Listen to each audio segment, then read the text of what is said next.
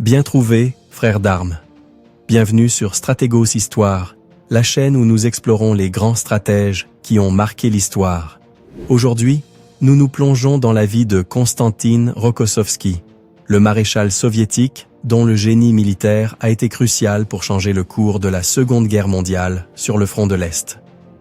Avant de commencer cette épopée historique, laissez un like, partagez vos impressions en commentaire, diffusez cette vidéo et abonnez-vous à Stratégos pour continuer à découvrir les grandes épopées de la stratégie et du leadership.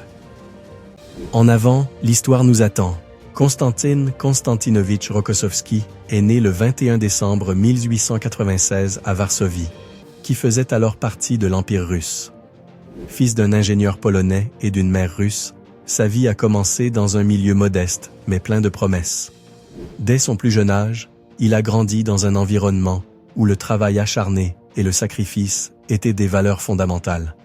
Mais ces années étaient marquées par une instabilité profonde pour quiconque grandissait au cœur de l'Empire. La Russie était à l'aube d'un changement dramatique.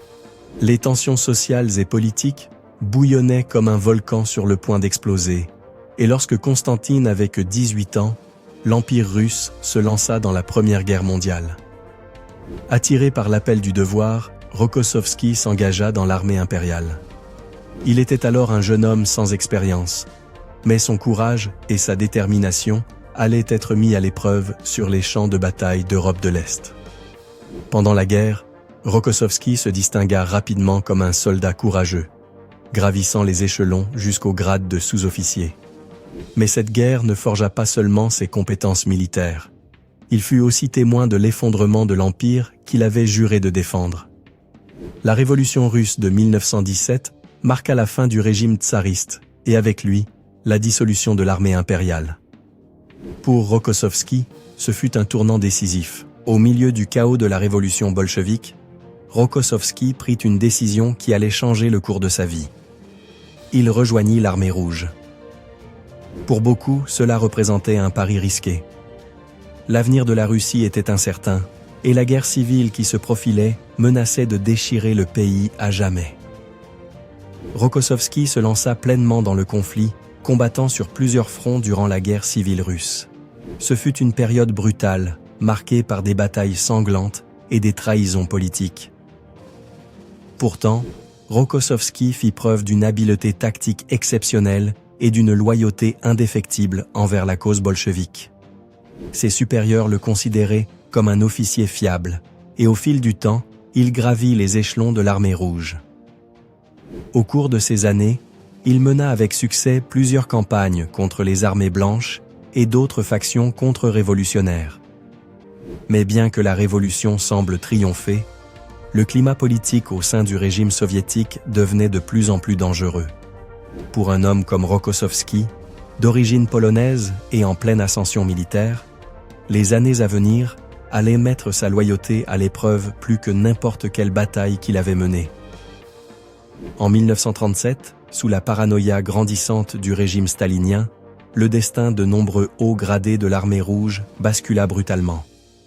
La Grande Purge avait commencé, et personne n'était à l'abri. Rokossovski, qui avait consacré sa vie au service militaire, fut accusé de trahison. Pour lui, ce fut un coup dévastateur, mais pas inattendu. Des dizaines d'officiers de haut rang furent arrêtés et exécutés, accusés de conspirer contre le gouvernement. Rokossovski fut arrêté et envoyé en prison où il subit de brutales tortures. Les interrogateurs tentèrent de lui faire avouer son implication dans un complot trotskiste, mais il refusa de céder. Il endura des mois d'interrogatoire, de coups et de sévices physiques qui lui coûtèrent plusieurs dents, des côtes fracturées et une santé gravement détériorée. Pourtant, il ne signa jamais de confession, restant ferme dans sa loyauté envers le régime soviétique. Des années de sacrifice et de fidélité furent balayées, et Rokossovski fut abandonné dans les geôles soviétiques. Beaucoup de ses camarades furent exécutés sans procès, mais d'une manière ou d'une autre, Konstantin survécut. On pense que son courage et son talent sur le champ de bataille lui sauvèrent la vie. Mais même s'il était en vie, sa carrière semblait terminée. La prison et la torture l'avaient affaibli, aussi bien physiquement que mentalement. Mais en Union soviétique, les circonstances pouvaient changer aussi vite qu'un coup de feu dans l'obscurité. En 1940, tout bascula. Alors que la menace d'une guerre avec l'Allemagne se faisait plus pressante, l'armée rouge, gravement affaiblie par les purges, se retrouvait en grande difficulté. Staline, réalisant qu'il avait besoin d'officiers compétents, décida de libérer Rokossovski. Contre toute attente, au lieu d'être exécuté, il fut réintégré à son grade et renvoyé en service actif. Pour beaucoup, ce fut un miracle. Le destin est une force étrange et imprévisible. En 1940, Konstantin Rokossovski, un homme qui avait été emprisonné et torturé par le régime qu'il servait, fut rappelé au combat. À ce moment-là, personne ne pouvait imaginer que ce général, ressuscité des cendres des purges de Staline, allait changer le cours de la Seconde Guerre mondiale. 1940. L'Europe est en flammes. L'Allemagne nazie a dévoré la Pologne et semble inarrêtable. En Union soviétique, l'armée rouge pense encore les plaies laissées par les purges de Staline, qui ont éliminé bon nombre de ses meilleurs officiers. Mais dans un retournement du destin, Konstantin Rokossovski, après avoir passé 2 ans en prison accusé de trahison, est libéré et rétabli dans son grade de général. Pour certains, c'est un miracle. Pour d'autres, une nécessité stratégique. Rokossovski ne perdit pas une seconde. Il fut chargé de la réorganisation de l'armée rouge, à un moment où les tensions entre l'Union soviétique et l'Allemagne nazie étaient sur le point d'exploser. Malgré les tortures qu'il avait subies, son esprit restait intact, et il était prêt à relever les défis à venir. Mais le véritable combat n'avait pas encore commencé. En juin 1941, Hitler lança l'opération Barbarossa, une invasion massive de l'Union soviétique qui ébranla les fondations mêmes de la nation. Le 22 juin 1941, les armées nazies franchirent la frontière soviétique dans une offensive fulgurante. L'opération Barbarossa, conçue pour anéantir l'Union soviétique en quelques mois, prit l'état-major soviétique par surprise. Mais au milieu du chaos et de la confusion, une figure imposante émergea, Konstantin Rokossovski. Rokossovski fut affecté à la défense de Moscou, le cœur de l'Union soviétique. Alors que les armées nazies avançaient vers la capitale, Staline convoqua ses meilleurs commandants pour organiser une défense désespérée. Avec son génie tactique et son sang-froid sous pression, Rokossovski joua un rôle crucial dans l'arrêt de l'avancée allemande. Pendant la bataille de Moscou, ses troupes résistèrent dans des conditions extrêmes, affrontant des températures glaciales et des assauts incessants. Ce fut l'un des premiers moments où le mythe de l'invincibilité nazie fut brisé. Mais la véritable épreuve de Rokossovski arriva en 1942, lors de l'un des affrontements les plus sanglants de la Seconde Guerre mondiale, la bataille de Stalingrad. Hitler voulait s'emparer de cette ville clé pour contrôler le sud de l'Union soviétique. Le combat pour Stalingrad fut un véritable carnage. Les soldats se battaient maison par maison, rue par rue. Pourtant, le général soviétique avait un plan. Rokossovski joua un rôle déterminant dans la planification de l'opération Uranus, la contre-offensive soviétique qui encercla la 6e armée allemande, piégeant les forces nazies dans les ruines de Stalingrad. Pendant des semaines, les Allemands, sous les ordres de Friedrich Paulus, résistèrent dans des conditions épouvantables, mais le siège soviétique était infranchissable. En février 1943, les Allemands furent contraints de capituler. Ce fut la première grande défaite d'Hitler sur le front de l'Est, marquant un tournant décisif dans la guerre.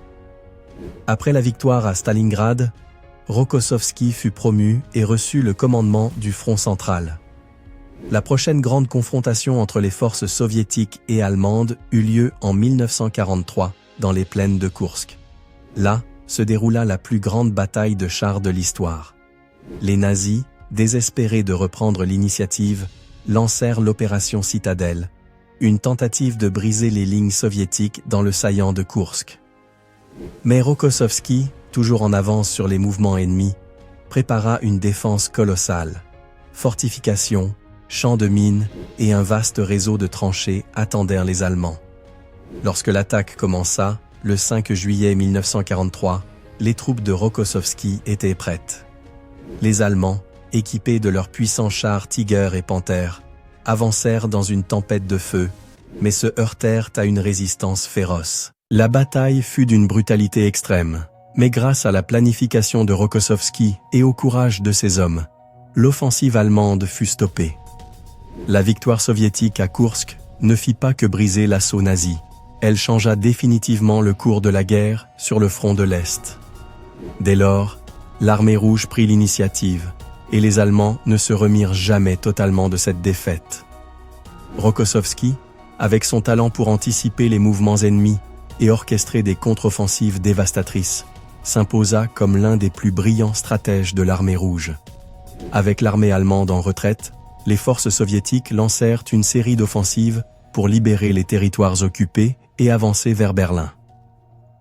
Rokossovski fut nommé à la tête du premier front biélorusse avec une mission claire, mener l'armée rouge au cœur du Troisième Reich. Entre 1944 et 1945, Rokossovski dirigea avec succès plusieurs offensives majeures, dont l'opération Bagration, l'une des plus grandes de la Seconde Guerre mondiale. Cette offensive, déclenchée en juin 1944, anéantit les lignes allemandes en Biélorussie, permettant aux forces soviétiques de progresser rapidement vers la Pologne. Rokossovski ne se contenta pas de libérer d'immenses territoires soviétiques. Il se distingua aussi comme un commandant pragmatique et humain, soucieux de minimiser les pertes parmi ses hommes. Enfin, en 1945, les forces de Rokossovski traversèrent l'Oder et avancèrent vers Berlin. Bien qu'il ne fût pas le seul général impliqué dans l'assaut final contre la capitale nazie, sa contribution fut essentielle dans les derniers jours du conflit. Le 8 mai 1945, l'Allemagne nazie capitula sans condition. Pour Konstantin Rokossovski, ce fut l'apogée d'une carrière marquée par l'adversité surmontée et la victoire sur le champ de bataille. Konstantin Rokossovski, l'homme qui avait été emprisonné et torturé par le même régime qu'il servait, émergea comme l'un des plus grands héros de la Seconde Guerre mondiale. De Moscou à Berlin, son leadership fut déterminant dans certaines des batailles les plus cruciales du conflit. Rokossovski n'était pas seulement un brillant stratège, il était aussi un commandant qui comprenait la valeur de la vie de ses soldats et qui n'hésitait jamais à prendre des décisions difficiles pour assurer la victoire. À la fin de la guerre, Rokossovski fut célébré non seulement en Union soviétique, mais aussi dans le monde entier, comme l'un des généraux les plus compétents et respectés. Sa capacité à diriger en temps de crise, sa résilience face à l'adversité et son engagement indéfectible envers la victoire en font une figure unique de l'histoire militaire. Son parcours est une leçon de persévérance, de courage et de talent tactique. La fin d'une guerre n'est pas toujours la fin de l'histoire de ses héros. Pour Konstantin Rokossovski, la Seconde Guerre mondiale ne fut qu'un chapitre, certes glorieux, d'une vie marquée par la lutte, la résilience et la stratégie. Consacré comme l'un des plus grands généraux de l'armée rouge, son nom résonnait à travers toute l'Union soviétique et au-delà. Mais l'après-guerre allait lui apporter de nouveaux défis, bien différents des champs de bataille de Stalingrad et de Berlin. La politique, la loyauté et la reconstruction du monde qu'il avait contribué à sauver deviendraient désormais sa nouvelle réalité. Mai 1945. Le Troisième Reich est tombé, et le monde célèbre la fin de la Seconde Guerre mondiale. Pour Rokossovski, ce fut l'apogée d'une carrière jalonnée de triomphes, mais aussi d'épreuves personnelles. Il fut acclamé comme l'un des plus grands héros de l'armée rouge, ayant joué un rôle décisif dans la défense de Stalingrad, la victoire à Koursk et l'offensive vers Berlin. Il reçut l'ordre de la victoire, la plus haute distinction militaire de l'Union soviétique. Mais la guerre avait laissé des cicatrices profondes, non seulement sur le monde, mais aussi sur l'Union soviétique. Des millions de vies perdues, des villes en ruines et une économie affaiblie exigeaient une nouvelle bataille, celle de la reconstruction. Si la guerre contre l'Allemagne était terminée, un nouveau conflit allait émerger entre les puissances victorieuses. La guerre froide commençait. Après ses exploits militaires remarquables, Rokossovski fut promu au plus haut rang de l'armée.